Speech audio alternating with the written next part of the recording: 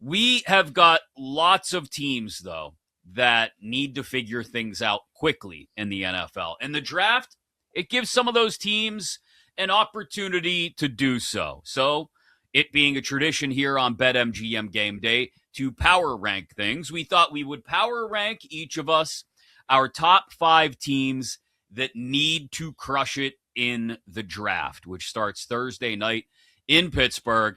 I'll let you go first, sir. Rank them from 5 down to 1, the 5 teams that most need to hit in this year's NFL draft. All right, I'll start with number 5, Chris. I'll go with the Kansas City Chiefs, who have 2 first-round picks. They're coming off a year where they didn't make the playoffs. They finished third worst in the AFC West. Mahomes is going to be coming off the ACL injury, and they're not getting any younger. We know Kelsey, this could potentially be his final year. Chris Jones, they've tried to fix the issues at receiver, and they haven't been able to find somebody since Tyreek Hill. They went out and got Kenneth Walker, which we think should fix the void that they had at running back. But what do they decide to do with these other 2 first-round picks? They obviously had such a great run there when they were drafting all these guys and turned them into the dynasty that they were. But these last few years, it feels like they've missed a little bit. And Chris, this team doesn't have anybody at corner. So they got to figure out what they're doing with a bunch of pieces on this roster, especially in the secondary. The Chiefs for me are number 5. I'll put your Steelers at number 4 because it feels like for the 5th straight year we go into a draft with, are the Steelers going to draft a quarterback in the first round? Are they going to go after somebody? What are they going to do? There they sit at 21, and yet again, it's, are they going to get Ty Simpson? Are they going to trade back? What's going to end up happening? Do they go after somebody else? I think the intrigue with Pittsburgh, and Aaron Rodgers really hasn't talked at all this offseason. We all think he's probably going to be the starter, but we don't know for sure. Mike McCarthy in his first year now. So a lot of change for Pittsburgh and a bunch of different directions that they could go in. I think they're intriguing. So I'll put them at 4. 3 for me is going to be the Washington Commanders. I did not love what they did in the offseason. Their big splash was Odafe Oweh, who had a nice final second half of the season, but was that more playing for Jesse Minter and Jim Harbaugh, or did they actually unlock something that's going to carry over to Washington? I'm not necessarily sold. And after the unbelievable rookie season that Jaden Daniels had and the unbelievable year that Washington had going all the way to the NFC title game, last year was a complete disaster. It's a huge year for Jaden. It's a huge year for Dan Quinn. And it's a huge year for Washington, who at number 7 also could go in a bunch of different directions. So I'll put them there. Number 2 for me is going to be the New York Jets, because Chris, essentially, they control the draft. We don't even need to see pick 1. You know what I hate, Chris, every year we watch the NFL draft, and I don't hate much. Every year, when we know who the number 1 pick is, why do we have to waste 15 minutes on it? Why do they have to let the clock go all the way down? Why do we have to drag it out? I get that maybe they're waiting to see if somebody will blow them away with a trade offer or something like that. It's like, we know it's going to be Mendoza. Let's just open the draft with, now on the clock are the New York Jets at number 2. That's what we all want. And they really control it. They could go anyway. Are they going to go Reese? Are they going to go Bailey? Are they going to go? I mean, they could do anything. Are they going to trade the pick? So I think the fact that the Jets really control the draft, they're going to be the domino effect for the picks behind them. And they have 2 first-round picks.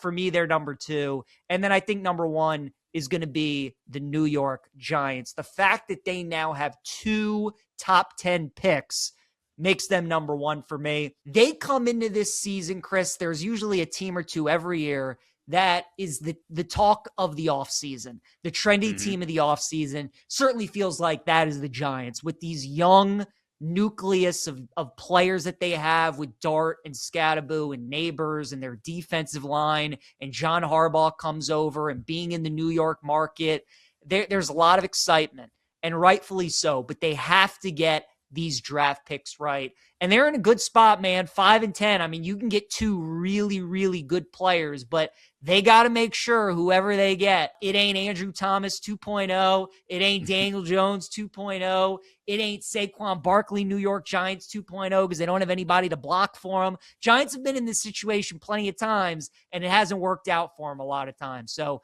they'll be my number 1, because I think so many Giants fans are excited about the direction the team is heading in and the potential, and it all starts on Thursday. They got to get the 5th and the 10th pick right. What I love about your list is that there's only one team of crossover in my list, which I will drop in just a second.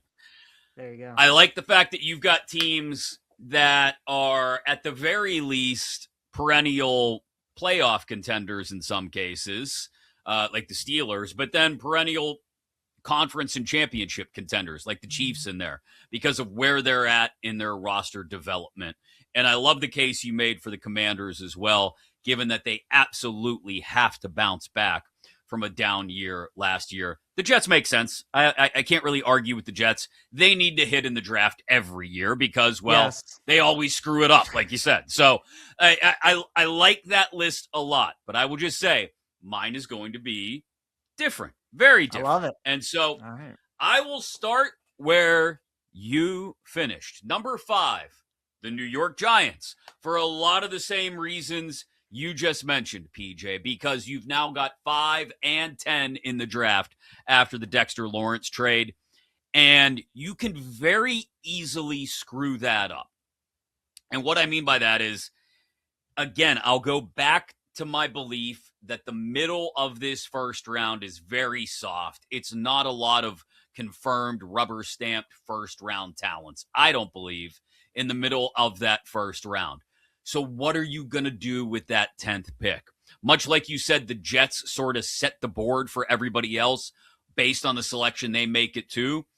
I think the Giants could go a long way towards sort of setting the middle round of, or the middle portion of the first round of the draft by what they do at 10. And that's up to and including trading back from that spot or completely out of that spot that they just acquired from Cincinnati if they feel like they can get some serious capital, maybe even personnel, if we really think things are going to get wild on Thursday night. So they've got an opportunity, like we talked about earlier, to go from young, inexperienced, coach on the way out the door.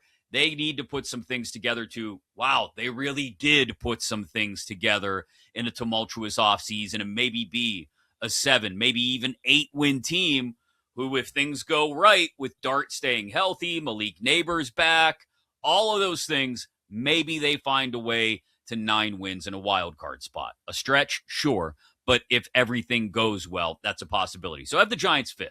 4th, I have no illusions about this team being anywhere close to being playoff ready. They are going to be a disaster. They may pick first overall next year. Miami Dolphins. But they are a disaster, and that's why they have to start hitting immediately. Right now, they have nothing in the way of wide receiving talent after the Jalen Waddle deal. Their number 1 wide receiver is Tutu Atwell, at least if you go to according to the depth chart. They bring in Malik Willis, but I don't know, is there a ton of belief? I know they gave him money, but is there a ton of belief in Miami that Malik Willis is going to be the guy the next time you're in a playoff game?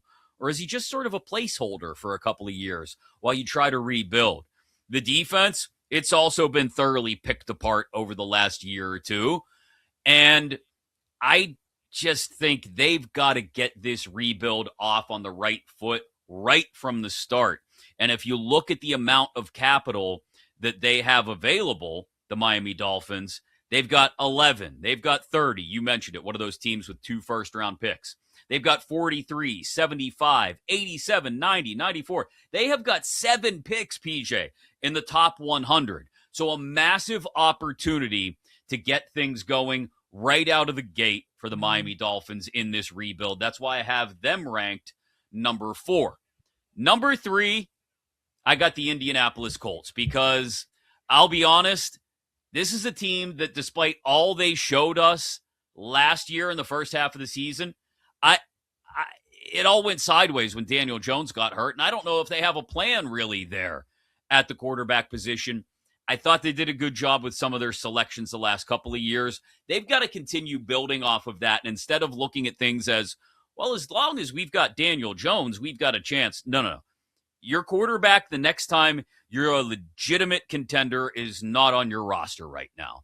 So continue to build around that spot and maybe go out and fill that spot in next year's draft but you've got to continue to build around what you've done over the last couple of years in Indy. They're number 3 for me. Number 2, it's as much because they've got a ton of draft capital, more than anybody else in the draft. Well, maybe more than anybody aside from Miami, but they've also got the first overall pick, and you can't miss on the first overall pick. The Las Vegas Raiders are at number 2 for me because you can't screw up the first overall pick. And they've got, I want to say, is it 10 picks left in the draft? 9 after the Mendoza pick. They've got a ton of high-end draft capital, so they have to do well with it. I think if they do, based on what they did in free agency, based on having the first overall pick, they could pretty quickly rebuild things and be in a really good spot a year from now, going into the 2027 draft. It's why it's crucial to hit on this year's draft and why I have the Raiders number 2. And number 1, the Tennessee Titans. They don't have a ton of draft capital. You got the 4th pick overall. A chance, I think, to do something if you're picking in the top 5 this year to make an immediate impact. And they've got to build around Cam Ward because the way we saw him improve in the second half of the season, but despite the lack of weapons around him, they've got a chance to very quickly put some skill position weapons around Cam Ward, running back, build out the receiver room. They got a bunch of 2s and 3s in the receiver room right now. No true number 1.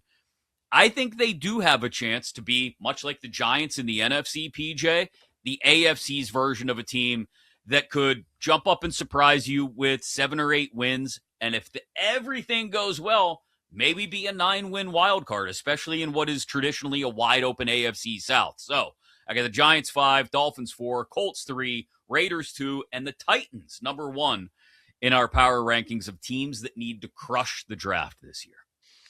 I love it. I like the Titans look. I really hope, Chris, that they draft Jeremiah Love at number 4. That's what I'm hoping for, selfishly. Yeah. I think it'd be so fun. Cam Ward, most of us would agree, watching him his rookie season, I think the Titans got it right. I think he's going to be a really good player. He had nobody to throw to. The offensive line was no good. They didn't have much of a running game.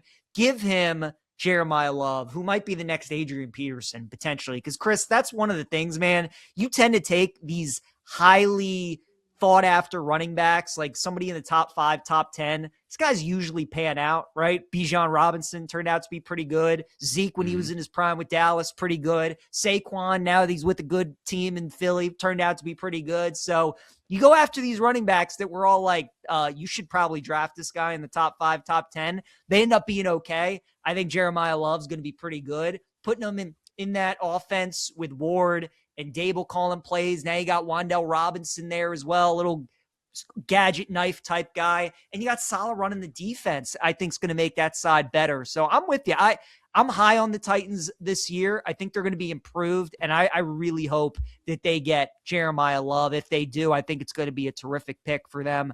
So I like the Titans look there.